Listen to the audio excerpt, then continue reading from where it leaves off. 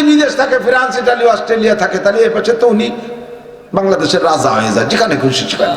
কক্সবাজার, কুয়াকাটা, বিভিন্ন পার্ক টার্ক এগুলো সব ওনার জন্য ফ্রি হয়ে যায়। সুবহানাল্লাহ। দেশটা জ্বালাই খাইছে এই বিদেশি স্বামীকে বউরা। আরে কি কথা সর্বনাশ করছে রে, জন্মের ঠিক হয়েছে, কিছু সর্বনাশ। স্বামীর অর্ডার মানতে রাজি না, স্বামী রয়েছে বিদেশ, এদেশ থেকে যা খুশি তাই করে বেড়ায়, সাবধান। শরিয়াতের ফতোয়া কি? যদি স্বামীতে স্ত্রীকে নিষেধ করে তোমার আব্বা মারা গেলেও যাইতে পারবা না, তাহলে আব্বা মারা গেলেও যাইতে পারবে না, মা মারা গেলেও যাইতে পারবে না, যাইতে পারবে না। এইটা হলো স্বামীকে আল্লাহ তাআলা এই পাওয়ারটা দিয়েছে, অথচ আমাদের দেশে সম্পূর্ণ উল্টা গেছে। কতক্ষণ কিসে স্বামী? আমার বাপ মরে গেছে, বাপ দেখো না, উনি স্বামী কলা দিয়েছে। আমার মা মরে গেছে, আর দুনিয়ায় মারে দেখবো না, সেই মা উনি কলি হয়ে গেল। তো তুই মা আমার বাপের বাড়ি চলে যাচ্ছে, স্বামীর সাথে তুই শুরু হয়ে দেন, ঠিক না? আর স্বামীরা যদি বিদেশ থাকে, ফ্রান্স, ইটালি, অস্ট্রেলিয়া থাকে, তাহলে এ পাশে তো উনি বাংলাদেশের রাজা হয়ে যায়, যেখানে খুশি সেখানে। কক্সবাজার, কুয়াকাটা, বিভিন্ন পার্ক টার্ক এগুলো সব ওনার জন্য ফ্রি হয়ে যায়। সুবহানাল্লাহ। দেশটা জ্বালাই খাইছে এই বিদেশি স্বামীকে বউরা। আরে কি কথা সর্বনাশ করছে রে, জন্মের ঠিক হয়েছে, কিছু সর্বনাশ। স্বামীর অর্ডার মানতে রাজি না, স্বামী রয়েছে বিদেশ, এদেশ থেকে যা খুশি তাই করে বেড়ায়, সাবধান। স্বামী যদি বিদেশ থেকে বলে আমি আসার আগে দুলোবাই বাড়ি বেড়াইতে যাইতে পারবা না, মামা বাড়ি, খালা বাড়ি যাইতে পারবা না, বাপের বাড়িও যাইতে পারবা না, কোনো জায়গা যাইতে পারবা না, বাড়ি বসে থাকবা, চার দেওয়ালের মাঝে থাকবা। ও মহিলা, তুমি এই হুকুম মানে যদি ঘরের মধ্যে বসে থাকো আর ওই ঘরের মধ্যে তোমার মরণ হয়, তাহলে স্বামীর হুকুম মানার কারণে বন্দি অবস্থায় মারছো, তুমি কিয়ামতের শহীদি দরজায় জান্নাতে যাইবা। ফাতেমার নেতৃত্বে তুমি জান্নাতে যাইবা। মহিলা বলতে চাইছি, স্বামীর খেদমত মায়ের কাছ থেকে শিখে আসছে বিদায় এই পরিমাণ খেদমত করেছে। কথা কোন ঠিক না? আল্লাহু আকবার। মাঝে মাঝে বলি, এসে গেলে দু একটা বলার কষ্ট হচ্ছে নাকি আপনাদের? মেয়েরা শেখেন স্বামীর কি পরিমাণ খেদমত করতে, এখান থেকে তালিম নেন। আল্লাহ জান্নাতি নারীদের নেত্রী হয়েছেন বাপের দোয়ায় না স্বামীর দোয়ায়? স্বামীর দোয়ায়, ঠিক না? স্বামীর দোয়া নেওয়ার চেষ্টা করবেন। আপনারা স্বামীরা কত পাওয়ারওয়ালা চিন্তা করছেন? আপনি যদি আসুসা আপাও দোয়া স্বামীও হন, তবু আপনার বউ আপনার এইভাবে শ্রদ্ধা করতে বাধ্য। তবে আপনারও তো নেয়ার সুপা লাগবে, হ্যাঁ? সেই স্বভাব খান লাগবে না? খ্যাকম্যাক করে ওঠেন, বাড়ি যাইয়া খেটর মেটর ওঠেন, বসাতে একই স্বভাব। আমি বলি, আমি যদি কাপড় চুপড় গায়ে যে ময়লা কাপড় আছে রাত্রে যদি পরিবর্তন করে এলাকার কোনো যুবকরে বলি, বাবা আমি তো ব্যস্ত মানুষ, রস করে বেড়াই, দিনই কাপড় চোপড় ধুতে সময় পেলে তোমার কাপড় কটা ধুয়ে দে, ও রাতারাত ধুইয়ে শুয়ে আয়রন করে দেবে। এ মানুষ আছে না নাই? যুবকরা আছো না বন্ধু? এরকম আছো না? আমি কোথাও আমার মাদ্রাসার ছাত্র কইতে আমার কাপড় চোপড় ধোয়াই না, আমি আমার নিজের কাপড় চোপড় সব আমি নিজে ধুই, এবং বাড়ির বউ বাচ্চাদের কাপড় চোপড় আমি ধুই। আমি নবীর কাছ থেকে শিক্ষা পেয়েছি। নবী আলাইহিস সালাম নিজের হাতে কাপড় সেলাই করতেন, নিজের গায়ে উকুন লাগলে পরিষ্কার করতেন, স্ত্রীদের মাথার উকুনও সাফ করে দিতেন। হুজুর লাকড়ি জোগাড় করে দিতেন, কিন্তু রুটিতে হাত দিতেন না, রুটি বানানোতে হাত দিতেন না। একবার দিয়ে অ্যাক্সিডেন্ট হয়ে গেছে, রুটি বানাতে যেয়ে পরের তার রুটি বানায় দেয় না। হযরত আয়েশা রাদিয়াল্লাহু তাআলা আনহা রুটি বানাবে বলে আটা সেনছে, তো হুজুর বলতেছে, আয়েশা আমি তোমার একটু সহযোগিতা করি। তা আয়েশা বলতেছে, হুজুর আপনি ই করেন, আপনি সেকেন্ড, আমি বানাই দিই। না, আপনি বানাই দেন, আমি সেকি। আপনি বানাই দেন, আদ্যে বানাতে হবে তো, গ্যালনটা আদ্যে বানাই দেন, আমি সেকি। তো হুজুর বললেন, না আয়েশা তুমি বানাই দাও, আমি সেকি। কয় না হুজুর, ওই বানানোতে সহজ, আর সেকা গরমের দ্বারা এটা কষ্ট হবে না, আপনি বানাই দেন। হুজুর বলেন, না আমি বানালে রুটি খাওয়াবে না। কয় না, একটা বানান। তো হুজুর আদ্যে একটা রুটি এভাবে নাড়াচাড়া করে বানাই আয়েশার কাছে দেশে, সেই তারপর উপরে দিয়ে ঘন্টা খানি হয় না, সেইরকম কাঁচাই পড়ে রয়েছে, রুটি পাকা হয় না। তো খালি আয়েশা বলতে, হুজুর ঘটনা কি?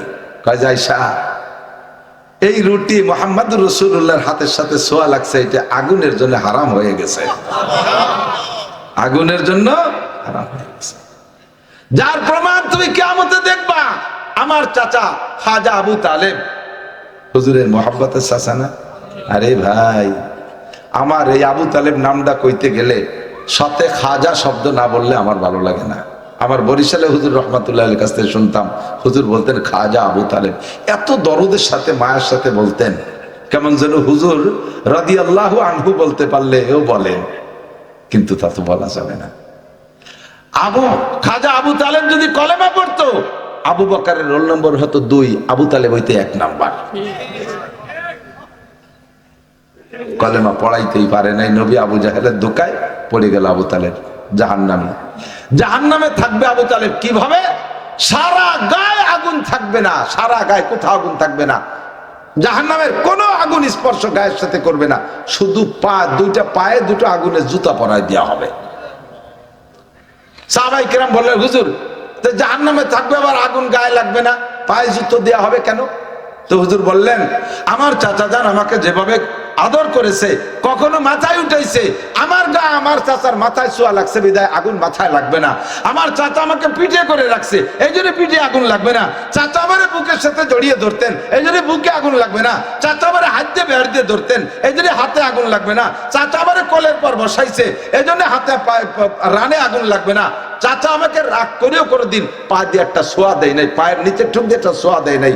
যদি চাচা কোনো একটা দিন রাগ করে একটা লাথি আমারে দিত, তাতেও আমার চাচার পাও আগুনের থেকে বেঁচে যাইত। আল্লাহু আকবার। রহমাতে আলম নবী সাল্লাল্লাহু আলাইহি সাল্লামের আদর্শ আমরা সেখান থেকে শিখবো, কথা কোন ঠিক কিনা? সেই নবী নিজে হাতে স্ত্রীদের খেদমত করতেন, লাকড়ি নিজে জোগাড় করতেন। আর আপনি পুরুষ ইনকাম করছেন বিদায় এক করে ভিটো বাউনি বসে, হ্যাঁ হাত পাও চিবিয়ে দাও, মাথায় তেল মাহায় দাও। আপনি তিনি কষ্ট আছেন, অবিটি কি বলছে তাবক খাইছেন এখানে 500 মণি রিদান পাইছেন, মহিলার দিন ভরে সে ধান সেদ্ধ হচ্ছে, শুয়েছে, কত কিছু করছে। এরপরে ছেলে মেয়ে নিয়ে সংসারে কত ঝামেলা, পেটে একটা, ফিটি একটা, কোলে একটা, কাহে একটা, বুড়ো বুড়ি শ্বশুর শাশুড়ি দুটি আগি ফেলতে রয়েছে, প্যারালাইসিসে পড়ে রয়েছে, হাঁস মুরগি গরু উঠোন লেবা লাগছে, গোবর দিয়ে, তারপরে ধান সেদ্ধ হওয়া লাগছে, আবার খেয়াল রাখছে একদিন, সব ওই মহিলা করছে। আপনি তো শুধু মাঠে কাজ করছেন, আর রাত্রিতে এসে মাথা আগে দিয়েছেন, একটু তেল মাহায় দাও। এইরকম সময় তেল ওভাবে সাথিয়ে না। যদি আপনি একটু তেল মাখাই দাও, বউ কবে তো তুমি আমার মাথায় মায় দাও, তাহলে দেবো না। তুমি কষ্ট হচ্ছে আমি করিনি। যদি তেল নীতি হয় তাহলে সিস্টেম আছে, তেল দেওয়ার সিস্টেম হলো ছেলে মেয়েরা শোয়াই দিয়ে দুইজন যখন আলাদা রুমে যাবেন, তখন আপনি নিজে এত সরিষার তেলে চেঁচে নেবেন। তুমি সারাদিন কত কষ্ট করছো, কত কষ্ট করছো, তুমি শো, আমি একটু মাথায় তেল দিয়ে দিই। এই কইলে মহিলাকে আরে কবাল, আপনি আমার জাহান্নামে পাঠানোর সিদ্ধান্ত নিয়েছেন, তাই না? শোন শোন শোন, আমি তেল দিয়ে দিচ্ছি, অনায়াসে তেল পাবেন। এলো তেল বা সিস্টেম।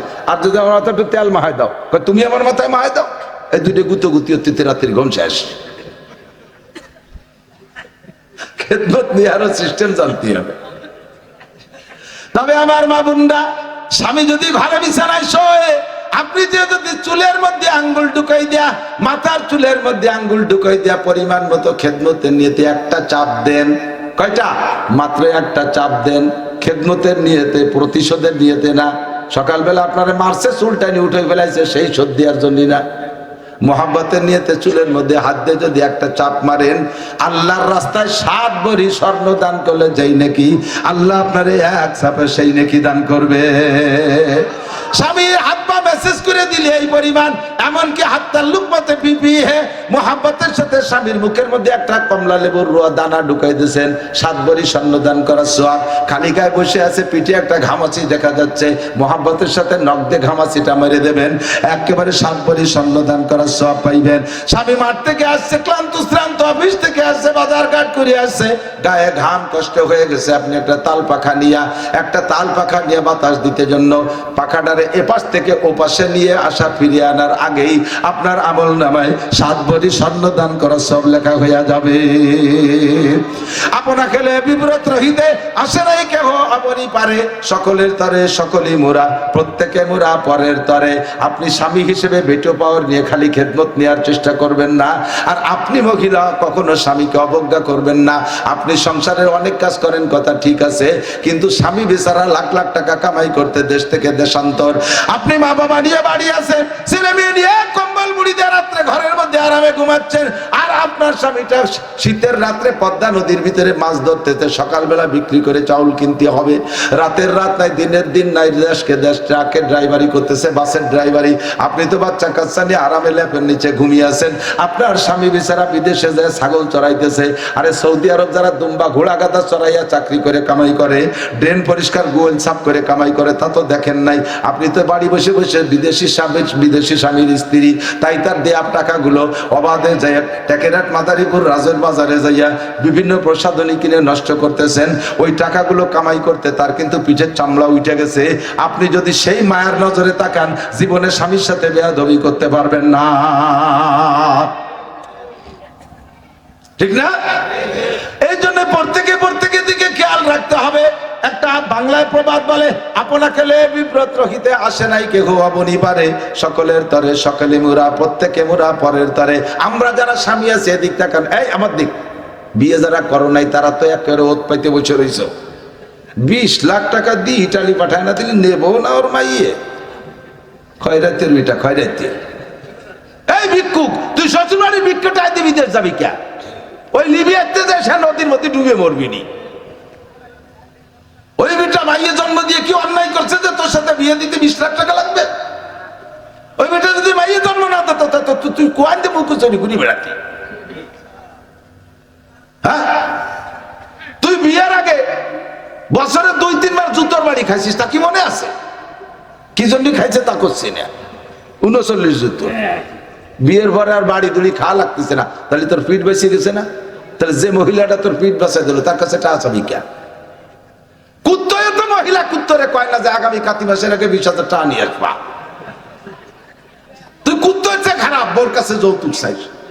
সাড়ে শয়তান, শয়তানের আমি খালি শয়তান, ওটা সাড়ে শয়তান। কথা কর না কে?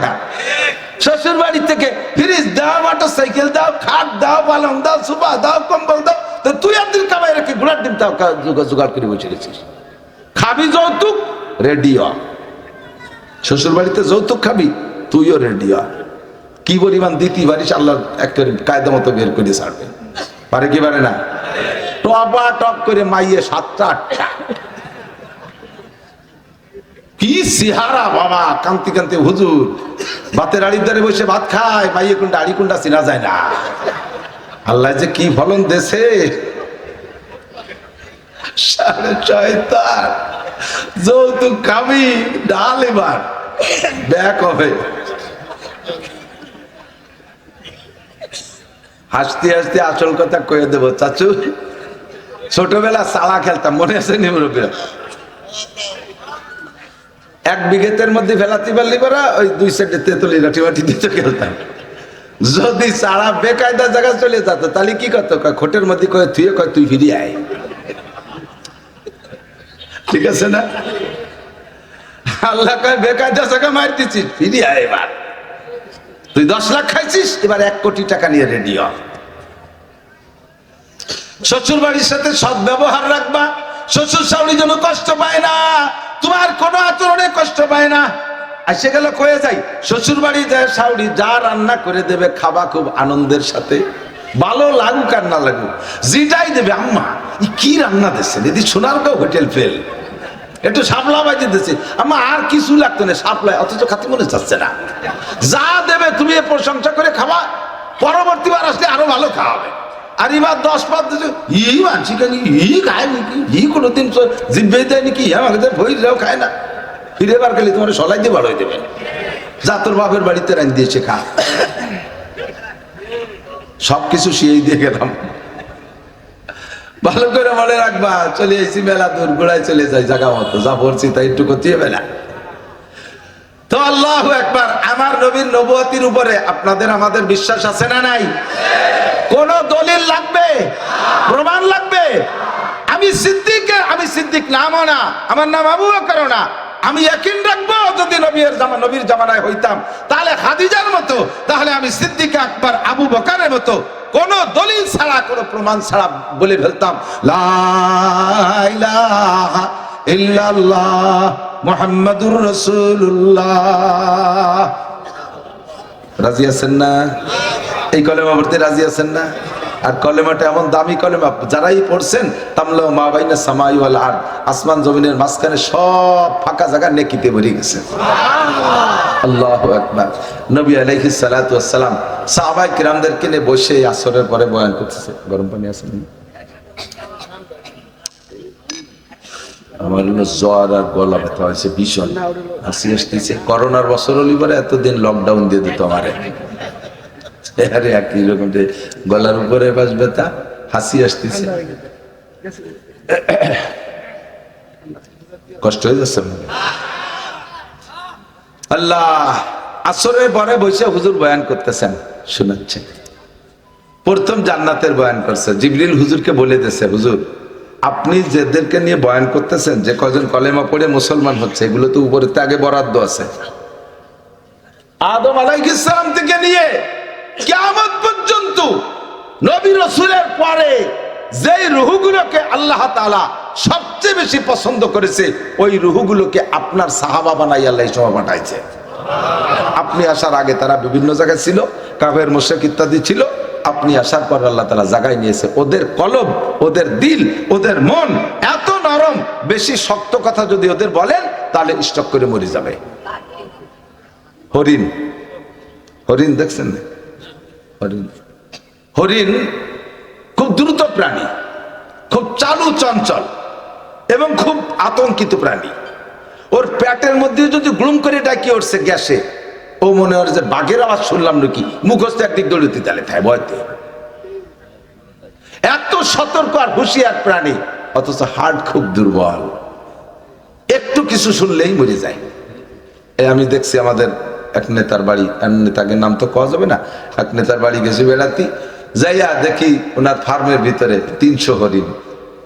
কথা বলা নিষেধ, হুজুর জোরে কথা বললি ওর মধ্যে 2-4 স্টক করে বড়ি মরি যাবে। এত হার্ট দুর্বল প্রাণী এই হরিণ, অথচ থাকে কাকের মধ্যে? বাঘের মধ্যে। কোন জায়গা থাকে? বাঘের মধ্যে। আল্লাহু আকবার। আল্লাহর খেলাই এরকম। তা আপনার সাহাবা এরা কাফের মুশরিকের মধ্যে আছে। আবু জাহেল, আবু লাহাব, উতবা, সাইবা, ওলীদ ইবনে মুগীরা বিশ্ববিখ্যাত বদমাশদের মধ্যে আছে। এই মানুষগুলো হরিণের মতো হার্ট দুর্বল। ওদের কাছে যদি আপনি কখনো বয়ান করতে যান, তাহলে 2টে বয়ান, জাহান্নামের বয়ান যদি করতে চান তাহলে আগে জান্নাতের বয়ান করে নেবেন, আগে জান্নাতের বয়ান করে নেবেন। নইলে প্রথম যদি খালি জাহান্নামের বয়ান করেন, ও জায়গায় মরে যাবে স্টক করে। বহুত প্রমাণ আছে, সাহাবা জাহান্নামের বয়ান শুনতে শুনতে শুনতে শুনতে অজ্ঞানে আর বাঁচেই নেই। তো হুজুর আলাইহিস সালাতু ওয়াস সালাম আজকেও বসে জান্নাতের আলোচনা করছেন। জান্নাতের আলোচনা যখন করতেছেন, সব বলছেন যে জান্নাতে এরকম এরকম এরকম এরকম, জান্নাতের গাছের গোড়া উপর দিক, মাথা নিচের দিক ফলে ফুলে ভরা, একটা ফলেও খোসা নাই, দড়িয়ে খালি খালি হবে, সুলিয়ে খাতি সময় নষ্ট হবে না, কলারও খোসা নাই। এইভাবে বলছেন। বলতে বলতে হুররা এরকম, তাদের চেহারা এরকম, তাদের স্বাস্থ্য এরকম ইত্যাদি বলতে বলতে হুজুর এরকম হাত বাড়াচ্ছে, হুজুর এরকম হাত বাড়াচ্ছে, আবার খালি হাত ফিরে আসে। সাহাবায়ে কেরাম বললেন, হুজুর যেন কি ধরেন ধরেন বলে হাত বাড়ান, আবার খালি হাতে ফিরে আসেন, ঘটনা কি? হুজুর কয় কি, আমি জানি জান্নাতের বয়ান করতেছিলাম না, ওই সময় সে জান্নাত আমার হাতের দ্বারে চলে এসেছে। আল্লাহ তাআলা জান্নাত আমার সামনে দিয়ে দিয়েছে, আমি দেখে দেখে বলতেছিলাম। তোমাদের যা বলছি না যে হুর আছে, বিল্ডিং আছে, মধুর নদী, দুধের নদী, শরবত, গাছের গোড়া উপর দিক, এ সব আমার চোখের সামনে দেখে দেখে আমি বলতেছিলাম। তখন আমার এত নিকটে চলে আসছে, মনে চাইলো যে একটা ফল তুলে রাখি, তোমাকে খাওয়াবো। কিন্তু আমি যখন হাত বাড়াই, জিব্রাইল টাইম দিয়ে সরাই নিয়ে যায় আর কয় যে হুজুর দুনিয়ায় এভাবে খাওয়ানো যাবে না, বলে দেন এগুলো সব বেচতে পাবে। জোরে কন্যা সুবহানাল্লাহ। বেশি গরম একটু মিশিয়ে দাও জামাল। আল্লাহ, হয়ে গেল জান্নাতের বয়ান। বলতে গেলে রাতকে রাত কেটে যাবে, এত জান্নাতের বয়ান। কুরআন শরীফ সূরা আর রহমান, সূরা ওয়াকিয়া, সূরা দাহার, সূরা নাবা, সব জায়গায় যে খালি জান্নাতের বয়ান আর জান্নাত, এত নিয়ামত ভরা। এরপরে হুজুর জাহান্নামের বয়ান শুরু করছেন হঠাৎ করে। বিসমিল্লাহ।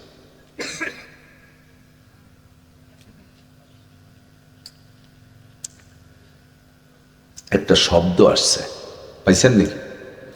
এ জায়গা না ওই জায়গা, হুজুর জেনে বয়ান করতেছে সেই জায়গা। একটা শব্দ নিচের থেকে, শব্দ তো পরিচিত শব্দ, বোঝা যায়।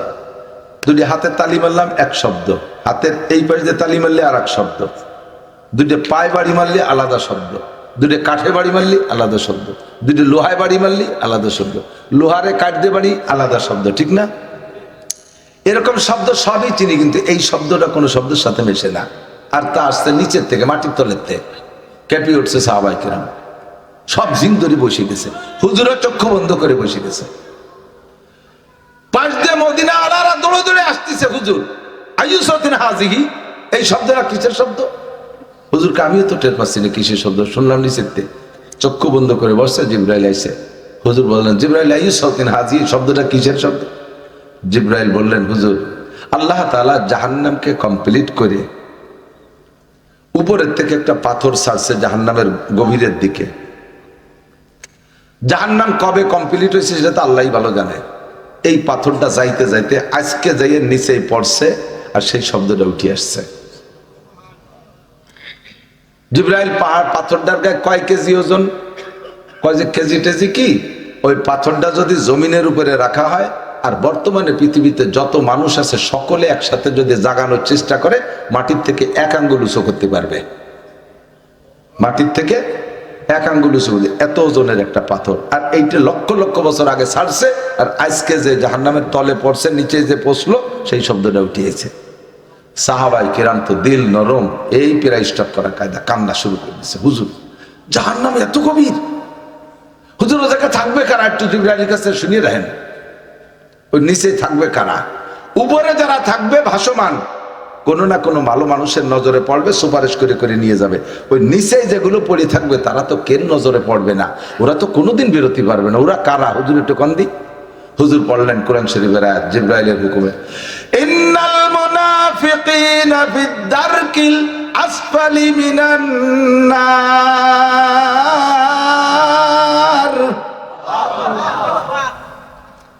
দারকিল আসফাল, তার মানে সবচেয়ে নিচে এ জায়গা থাকবে আমার উম্মতের মুনাফিকরা। কারা? কারা? শাট আপ, নটক বাটুস্কুত, কথা হবে না, খালি গিলতি হবে ওয়াজ। আমার ভাইরাল হওয়ার দিন শেষ, বার্ধক্যে চলে গেছি, এখন আর ভাইরাল হওয়ার বয়স নেই। ভাইরাল হতে সেরকম আবা লাগে, কাবা লাগে, পাগড়ি লাগে, জুব্ব লাগে, টায়ার, পাগড়ির উপরে টায়ার লাগে, ও কিচ্ছু আমার নাই। তারপরে ল্যাপটপ লাগে, বাপ ভঙ্গি লাগে, 4-5 জন আরদালি বারদালি লাগে, একা একা ঘুরে ঘুরে। ভাইরাল হওয়ার দিন শেষ, ভয় হচ্ছে কখন চলে যাব। উচিত কথা কটা কয়ে যায়, একটু গুনে গুনে মনে রাখেন, পারবেন তো ইনশাআল্লাহ? কারা থাকবে ওখানে? মুনাফিক। নিচে থাকবে কারা? আর নিচেটা কত নিচে, এ কি মাপার কোনো ভীতি আছে? আমাকে বঙ্গোপসাগরের তলদেশ পরিমাণ কি শিরকি, অত বলাই বাহুল্য, অসংখ্য গভীর। ইন্নাল মুনাফিকিনা ফিদ দারকিল আসফালি মিনান নার। আল্লাহু আকবার। জাহান্নামের ওই গভীর তলদেশে থাকবে আমার আপনার উম্মতের মুনাফিকরা। হুজুর বললেন আল্লাহ পাক বলেছে মুনাফিকরা থাকবে। সাহাবায়ে কেরাম কান্না শুরু করে দিয়েছে, ইয়া রাসূলুল্লাহ বাইয়িন মুনাফিকা, হুজুর মুনাফিক কি তা একটু বলে দেন, তাড়াতাড়ি মুনাফিকের বর্ণনা দেন। আনাফাকনা, আমরা কি মুনাফিক হয়ে গেছি নাকি, একটু বাছাই করে নেই, আমাদেরকে একটু পরিষ্কার করে নেই, আমরা কি মুনাফিকের কাতারে আছি কিনা। হুজুর তাড়াতাড়ি বলেন মুনাফিক কাকে বলে। এই ভাই এদিক তাকান, 2-1 মাস জেল খাটছেন, আজত খাটছেন, এরকম মানুষ আছেন নাকি?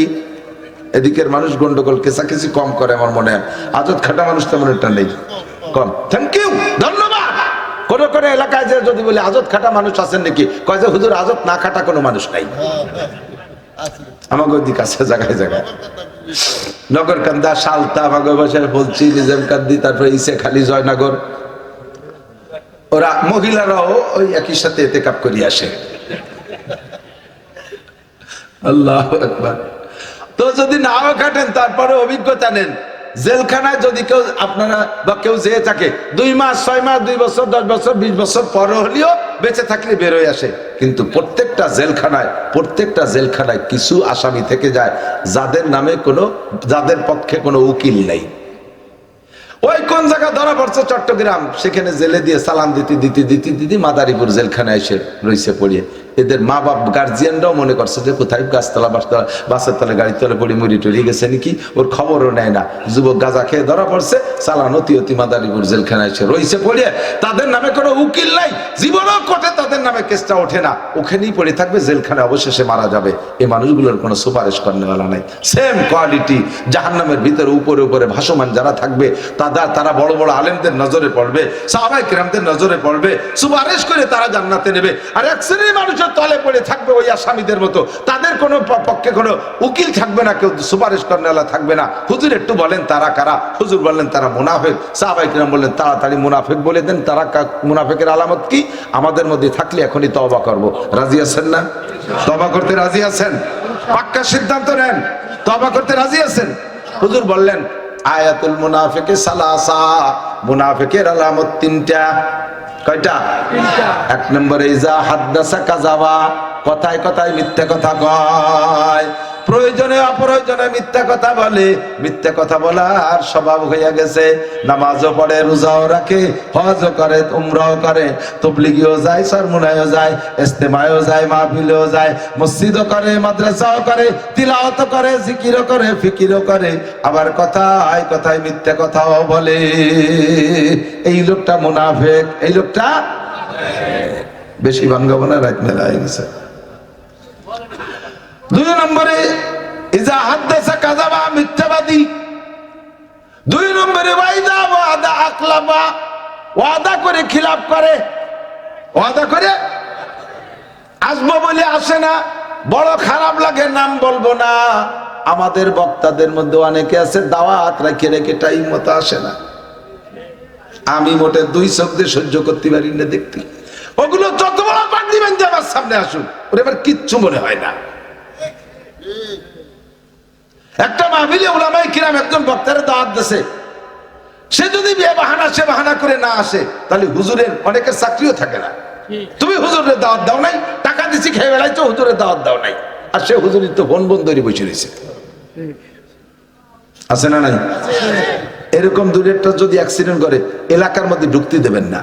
আল্লাহ আমারে যতক্ষণ বাঁচায় রাখে, আল্লাহ আমারে যতক্ষণ বাঁচায় রাখে, আমি সাধ্য অনুযায়ী 99% এখনো পর্যন্ত আল্লাহ পাক আমাকে উসুলিবার ঠিক। আমি আমার প্রশংসা করতেছি না, আমি ওই ব্যাপারটা আসছে বিদায় বলছি। আমি সব জায়গায় মাহফিলে আগে পৌঁছে যাই। আমার নিয়ে কর্তৃপক্ষ টেনশন না করুক। হুজুর কত দূর, হুজুর কত দূর, হুজুর এই যে এই হুজুর তো শাড়ি দিল, এই হুজুর শাড়ি দিয়ে আমি আইছি না বললে ভাগের ট্যাঙ্কির বাড়ি। দুশ্চিন্তায় তার মাথায় ঠাটা পড়ে। টাইম টু টাইম কতক্ষণ যার ওয়াদা ঠিক তাই, সে আবার কিসির মোবাইল, কিসির বার্তা। 5টা দাওয়াত রাখছে, 3টাই গেছে, 2টাই মাইর দিতে হয়েছে, চলে গেছে। ভালো ভালো নাম করা বিটাকে নাম বলবো না, অ্যাক্সিডেন্ট বহুত আছে। কেউ করবেন না। ওলামায়ে কিরাম মাঠে বক্তা হবেন, টাইম টু টাইম কথা ঠিক রাখবেন, যেটা পারবেন সেটা রাখবেন, পারবেন না। আমার এখন যদি এই এখন থেকে ফেব্রুয়ারি 28 তারিখ পর্যন্ত 1 কোটি টাকাও দেয়, 1 কোটি টাকাও দেয়, আমি ফকিরের দাওয়াত রাখছি, ওইটা কাটিয়ে দিয়ে আমি কোনো রাজারের দাওয়াত রাখতাম না। আমার পুঁজি এই জবানটুক, এর সাথে বেঈমানি করবো, আল্লাহ তাআলা স্টপ করে জবানটা বন্ধ করে দিলি। এবার কি বেশি খাবো, কি বেশি খাবো? জবানের মালিক কে? আল্লাহ। চোখের মালিক কে? আল্লাহ। আল্লাহ পাক বলেন আলাম নাজআল লাহু আইনাইন ওয়া লিসানান ওয়া শাফাতাইন, তোর 2টা চোখকে আমি দেই নাই, তোর জিহ্বার ঠোঁটকে আমি দেই নাই। যেই ঠোঁট দিয়ে জিহ্বে দিয়ে কথা বেঁচে খাও, কথাই তো বেঁচে খাই, কথা বেঁচে খাও। আর সেই কথা বেচার মধ্যে মুনাফিকি করো, তোর জবান বন্ধ করে দেবো, আর বেঁচে খেতে পারবি না। এতদিন যা কামাই করছে তা খাওয়ার পরে লাস্টে ভিক্ষে হইরে খাওয়া লাগবে। দোকানের থেকে বাকি কিনা বেচা করছেন, দোকানের থেকে বাকি কিনা বেচা করছেন, আগামী শুক্রবারে এসে বাজারে টাকা দিয়ে যাব। বছরের মধ্যে আর শুক্রবার আসে না। এরকম কিছু দিনদার মানুষ আছে না নাই? তুমি মুনাফিক। জায়গা তোমার কোন জায়গা ভালো রে মনে রে? কোন জায়গা? সোনারগাঁও হোটেল, ওই ভাতর কোয়ানে যে ঠেকছে সেই জায়গা। ওই থাকবার তোমার নামে কোনো উকিল নাই কাকা, ঠিক আছে? ওই দাওয়াদা আখলাফা, বেড়াইতে যাবেন তা ওয়াদা করলে পূরণ করবেন। যার কাছে যে ওয়াদা করবেন, এই যে আপনারা মাহফিলে আসার সময় ছোট্ট একটা একেবারে ঘরোয়া ওয়াদা আমি বলি, এ জায়গাও কিন্তু আপনি বিপদে পড়ে যাবেন।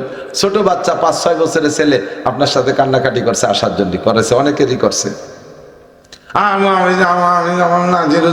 শুনবো এই জ্ঞান হতে। তারে আনলি তো আপনার একটু কষ্ট হবে, আপনি ইচ্ছে মতো ঘুরতে পারবেন না। তারে বুঝাইছেন, আব্বু তুমি থাকো, তোমার জন্য মজা নিয়ে আসবানি, খাবারটা নিয়ে আসবানি। ওর মা ঘুমায় গেছে, ওই ছেলে বসে রয়েছে, কখন আপনি যাবেন খাবারটা নিয়ে যাবেন? আপনি তো ওরে ভোলা বালাই দিয়ে ফেলাই তুয়েছেন, কিন্তু সে খাবারটা কিন্তু মনে নেই। আপনি বাসায় গেছেন, যার সাথে সাথে আপনার কাজ শুনিয়ে আপনার স্ত্রী উঠে পারে নাই, ও যাইয়ে দরজা খুলেছে, আব্বু আমার খাবার তাকো। কেমন লাগবে বলেন তো? কেমন লাগবে বলেন তো? সন্তানের সাথে মুনাফিকি করছেন। খুব মনে রাখতে হবে, খুব মনে রাখতে হবে। ওই ছেলে যদি আপনি বলেন বাবা মনে নাই, তারপরে হয়তো অনেকে কান্নাই শুরু করে দেয়, সকাল পর্যন্ত কান্দে আর ঘুমোতেই দেয় না, আর এমন একটা শ্বাস ছাড়ে ভিতরের থেকে আসমানে চলে যায়। পরবর্তীতে আর কোনোদিন আপনি তাকে রেখে আসতে পারবেন না। না, তুমি মিথ্যে কথা বলো, তুমি ওয়াদা খেলাপ করো, আমি আর যাবোই তোমার সাথে, আমাকে বাড়ি রেখে গেলে আমি থাকবো না, আমি যাবোই। কথা কন? যার সাথে যা ওয়াদা করবেন, মার সাথে করবেন, বাপের সাথে করবেন, বোর সাথে করবেন, ছেলে মেয়ের সাথে করবেন, সমাজের সাথে করবেন, ওয়াদা খিলাফটা মোটে করবেন না। আরে ভাই এদিক তাকান, যেই লোকটা ওয়াদা খিলাফ, এই জামানায় নামাজ কালাম ইবাদত বন্দেগী করা সহজ, লেনদেনে ওয়াদা ঠিক রাখা বড় কঠিন। হাজারো বুজুর্গ হোক, লেনদেনে যদি ওয়াদা ঠিক না রাখে, ওর বুজুর্গিরে আমি 1 পয়সারও দাম দিই না, ওর বুজুর্গিরে আমি 1 পয়সারও দাম দিই না।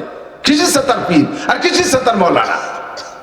লেনদেনে যদি ঠিকটা হয়, ঠিক থাকেন, তাহলে দেখবেন যে সম্মান পাবেন, সম্মান পাবেন, সম্মান পাবেন। আর সবকিছু ঠিক আছে, লেনদেনে আপনি টকি করেন, ওয়াদা খিলাপ করেন, আপনার 5 পয়সারও দাম দেবে না কেউ। মনে থাকবে? বাকি আপনার মুনাফিকের আলামত মনে আছে তো? 3 নম্বরে ওয়াইদা তুমি না খান, এই মুনাফিকের 3 নম্বর আলামত, তার কাছে আমানত রাখলে খেয়ানত করে, জাতির আমানত খেয়ানত করে, ব্যক্তি আমানত খেয়ানত করে। সরকারি মাল আইছে মেম্বারের কাছে, খেয়ানত কইরা দেছে, মাইরা দেছে। সরকারি আমানত চেয়ারম্যানের কাছে, মাইরা দেছে, তুমি মুনাফিক। আরে উপজেলা চেয়ারম্যানের কাছে আসছে, মেরে দেছো, তুমি চেয়ারম্যান মুনাফিক। এমপি সাহেবের কাছে আসছে, মেরে দেছো, তুমি মুনাফিক। আরে কন্ট্রাক্টরের কাছে আমানত আসছে, রাস্তা সুন্দর করে মাল দেখ করবা, তুমি মাইরে দেছো, তুমিও মুনাফিক। নামাজ পড়ো, রোজা রাখো, আর ওই কন্ট্রাক্টর আর চেয়ারম্যান মেম্বারি আর এমপি গিরির টাকা দিয়া কাবা ঘরের মধ্যে বসে যদি এতে কাবো করো জীবন ভরে, তোমার এতে কাব আসমানে ওঠে না। ওয়াইদা তুমি না খান, আমানতের খেয়ানত করবেন না। এই মসজিদের ইমাম সাহেব, কেশিয়াররা দিক তাকান। আমার মুফতি সাহেবের কাছে মশা শুনে রয়েছে, জামাল আমার মুফতি সাহেব, আমার হুজুর এর কাছে শুনে, আবুল বসারের কাছে এদিক তাকান। মসজিদের ক্যাশের টাকা ক্যাশিয়ারের কাছে জমা থাকবে, সাপ্তাহিক যে টাকাটা কালেকশন হয়েছে ওই টাকা ওইভাবেই থাকবে, পয়সা গেলে ওইভাবে থাকবে। টাকা যদি নষ্ট হয়ে যাচ্ছে বলে মনে হয়, তাহলে কমিটির লোক নিয়ে পরামর্শ করে ভাঙ্গাবেন বা কাজে লাগাবেন। ওই টাকারে, খুচরো টাকারে আস্ত বানানোর অধিকার আপনার একার নাই, আস্ত টাকারে ভাঙ্গাই দেওয়ার অধিকার আপনার নাই। ওই টাকা ওইভাবেই থাকবে, এর নাম হলো ক্যাশিয়ার। আর আমাদের ক্যাশিয়াররা, হ্যাঁ, মসজিদের ক্যাশের টাকা দিয়ে ছেলেরে মুসলমানি দিয়েছে, নিজে বিয়ে হচ্ছে, দোকানের পুঁজি বাড়াইছে, দিলি হলো 100 মাস, ওই দিলির আগেই কিলি হয়ে গেছে, দোকানে আগুন লেগে পুড়ে ছাই হয়ে গেছে। দাও এবার দাও, আসছিলাম যে লাভ লাভ সহ দেব, আল্লাহ নিয়ে গেছেন, কোনতে দেব? আল্লাহ নিল কে? তোর এই দোকানের ক্যাশের টাকা, মসজিদের টাকা এর মধ্যে ঢুকতে গেছে কিনা? এইটাই যে মাইয়ে বিয়ে দিছে, ও মাইয়ে টেকবে না, তালাক খাবে প্রথম দিন। ক্যাশের টাকা দিয়ে নিজের ঘর বাড়ি রদ বদলও যায় নাই, ভাঙ্গাই দেওয়া যায় নাই। আমানতকে এমন ভাবে হেফাজত করবেন। ওয়াইদা তুমি রাখান, এই 4 নম্বর নারা হাদিসের মধ্যে আছে মুনাফিকের আলামত, ওয়াইদা তাকাল্লামা ফাজারা, কথায় কথায় বকাসকা করে, কথায় কথায় গালি দেয়, পাঠায় কথা যা কয় তার চাইতে বকানি বেশি দেয়। বিশেষ করে নারীদের শরমগা, পুরুষের লজ্জাস্থান উচ্চারণ করে একটা বকানি দেয়। এরা ভালো করে জেনে নাও, জাহান্নামের ভিতরে থাকবা, মানুষের চেহারায় থাকবা না। যারা নারীদের শরমগা উচ্চারণ করে বকানি দাও, তাদের মুখের আকৃতি নারীদের শরমগার মতো হয়ে যাবে। যারা পুরুষের শরমগা উচ্চারণ করে বকানি দাও, নারীদের শরমগা উচ্চারণ করে বকানি দেওয়ার কারণে মুখের আকৃতি ওরকম হবে। আর পুরুষের শরমগা উচ্চারণ করে বকানি দেওয়ার কারণে দুইটা চোখ থেকে দুইটা পুরুষাঙ্গ বেরিয়ে আসবে। এরকম বিকলাঙ্গ অবস্থায় তোমার অন্য কোনো আমলের ওসিলায় তুমি জান্নাতে যাইতে পারবা না, যতদিন পর্যন্ত তোমার ওই রোগের অপারেশন না হবে। জবান কন্ট্রোল করো। জবানের মালিক তুমি না। গীবাত করো না, শিকায়ত করো না, পরনিন্দা করো না, অপবাদ দিও না। এই গীবাত করো না। গীবাত বলে মাওলানা জামাল একটা অন্যায় করছে, আপনি জানেন, তারে সতর্কতার জন্য আপনি তারে বলতে পারেন। তারে না বইলা দেশ ভরে গাইয়ে বেড়াইছেন যাতে কেউ মাওলানা জামাল রে ভালো না বাসে। মাওলানা আবুল বশর একটা ভুল পাইছেন, তারে বলে দিয়েছেন সতর্ক করার জন্য, এটা ঠিক আছে। অথবা তার বলতে পারেন তার গার্জিয়ান যে আছে তার কাছে, গার্জিয়ান তারে সতর্ক করে দিবে, সংশোধন এ জায়গা বলতে পারবেন। কিন্তু তা না বলে দোকানে দোকানে বলে বেড়ান আমি আপনাদেরকে অনুমতি দিছি, এদিক থাকান। গীবাত গীবাত। আপনারা আমারে ভালোবাসেন না? আপনারা ভালোবাসেন তো? সত্যি আমিও আপনাদেরকে ভালোবাসি। কিয়ামতে যদি আল্লাহ তাআলা আমারে জান্নাতে নেয়, তাহলে আমি প্রথম চান্সে ডাইনাতে আমলনামা পাইলে আপনাদের জন্য সুপারিশ করার সুযোগ পাবো ইনশাআল্লাহ। আমি সুপারিশ করি। আপনারা যদি ডাইন হাতে আমলনামা পান, আমি যদি বিপদে পড়ে যাই, সুপারিশ করবেন না আমাকে? তাহলে এই ভালোবাসাটা আমাদের মধ্যে আছে তো? ভালোবাসেন তো? আপনারা যারা আমাকে ভালোবাসেন, তারা, আমি তাদেরকে অনুমতি দিলাম, তারা আপনারা আমরা আমার কোনো দোষ জানা থাকলে, অরিজিনাল জেনুইন দোষ, এটা আপনারা আমার আড়ালে বলা বলি করবেন, গীবত করবেন। পারবেন তো ইনশাআল্লাহ? বলেন, আমার কোন দোষ যদি আপনার জানা থাকে জেনুইন, এর নাম হলো গীবত, এটা আপনি অন্যের কাছে একটু বলা বলি করবেন। করবেন তো? কেন করবেন না? করলে আমার একটু লাভ হয়। আমাদের ভালোবাসেন না? আমি যে গুনাহটা করছি ওইটা আরেক জায়গা বললে ওই গুনাহটা আপনার আমলনামায় চলে যাবে, আপনার হয়তো দুটো নেকি এসে আমার এনে বেরিয়ে যাবে। তাহলে আমার একটা বিশাল উপকার হলো। আপনি যে তোমার ভালোবাসেন, এই উপকারটুক করেন। কিন্তু এই উপকারটুক কারে করেন? যে আপনার শত্রু, তারে এইটুক করে যাচ্ছেন। যে আপনার শত্রু, বিএনপির শত্রু আমলিগ, অহরহ উপকার আমলিগে লাগে করে যাচ্ছে বিএনপি এলারা। আমলিগের শত্রু বিএনপি, জায়গায় বসে বিএনপির গীবত শিকায়ত করে তাকে নামে উপকার টুক করে যাচ্ছে, আমারে করবে না। আব্বা আপনার বন্ধু, বাপের গীবত করেন, বাপের উপকার হোক। মা আপনার বন্ধু, তার গীবত করেন, উপকার হোক। এ জায়গা করবে না। করবে অরিজিনাল শত্রু, যে চার দোকানে বসে মসজিদি স্কুলি যেখানে সুযোগ পাচ্ছে সাইলি বেলায় দিচ্ছে। এই যত গীবত করতেছেন, আপনার আমল নামার থেকে নেকি তার আমল নামায় যাচ্ছে, আর তার ওই গুনাহটা আপনার এখানে এসে জুড়তেছে। এই জন্য সাবধান থাকবেন, জবান কন্ট্রোল করবেন। ওয়াইজা তাকাল্লামা ফাজারা, জবানের যত অন্যায় আছে এগুলো করে, এই লোকটা মুনাফিক। এই লোকটা কি? মুনাফিক। আজকে থেকে পাক্কা প্রতিজ্ঞা করো তো যুবকরা, জীবনে গালি বলতে যেটাকে বলে আমি কখনো বলবো না। সিদ্ধান্ত নেওয়া যাবে? সিদ্ধান্ত নেওয়া যাবে? আজ থেকে গালি বলতে যা আছে এটা আমি বলবো না। কত গালি আছে আপনারা জানেন, আমি জানি না তা না, আমিও জানি। আপনারা তো খালি মাদারীপুরে গালি জানেন, আমি তো 64 জেলার গালি জানি। গালাগালির পাল্লা দেবেন? আমার জীবনে মুখ দিয়ে বেরোনো সম্ভব না, খাতায় লিখে দিতে পারি, বলা সম্ভব না। জবানে ভয় পায়। আমার জবানটা মালিক আল্লাহ, অকত্তরটা ভাষা বের করবো, প্যারালাইসিস করে মুখটা বন্ধ করে দিতে পারে। পারে পারে। বউরে গালি দেবেন না, মেয়ে ছেলে মেয়েরে গালি দেবেন না, কেউকে গালি দেবেন না। 5 নম্বর মুনাফিকের আলামত, মনে রাখেন, দোয়া হবে। 5 নম্বর মুনাফিকের আলামত, খুব এলার্ট। 5 নম্বর মুনাফিকের আলামত কি জানেন?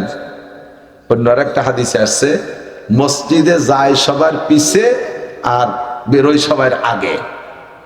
মসজিদে ঢোকে সবাই একেবারে খুতবর আজান দেবে দেবে বাপ, এই সময় ঢুকছে, সালাম ফিরানোর সাথে পাছা গুল্লি দেশাই দিয়ে। এটা মুনাফিক। এটা কি? ঢোকে সবার পিছে, বেরোয় সবার আগে। এর মানুষ তো এদিক নাই।